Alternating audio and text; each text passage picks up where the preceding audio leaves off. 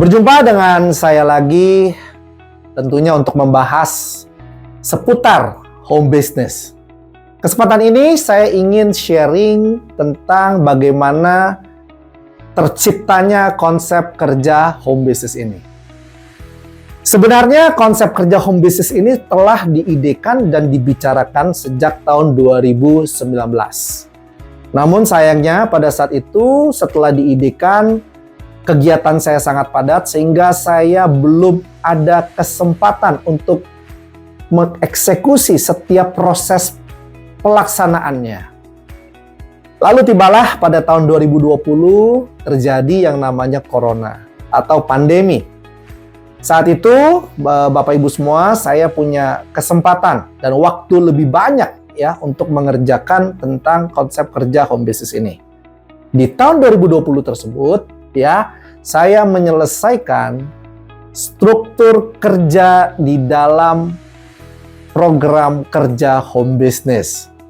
Dan di tahun 2020 itu juga, ya saya juga berhasil menyelesaikan atau menetapkan produk-produk apa saja yang akan kita pasarkan. Ya, tentunya sebuah bisnis pasti ada produk yang dipasarkan. Ya, struktur kerjanya harus sederhana. Ya, supaya bisa dikerjakan dari rumah.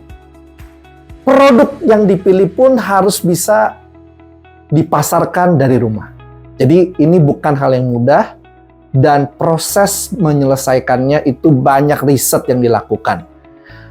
Di tahun 2021 setelah saya menetapkan struktur kerjanya dan juga produk yang kita pilih untuk kita pasarkan yang bisa kita pasarkan dari rumah, saya mulai mengembangkan bagaimana cara mengerjakan home business ini dari rumah.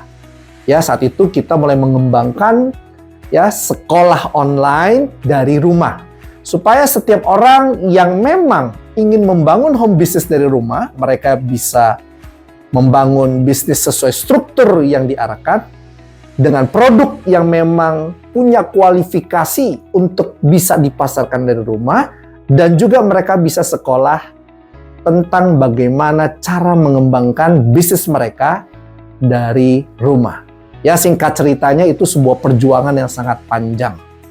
Bayangkan saja, ya, mengurai ide tersebut menjadi proses pelaksanaan yang detail dan juga di masa pandemi, di saat kita tidak mudah untuk akses keluar dari rumah. Ya, jadi itu proses yang sangat luar biasa. Dan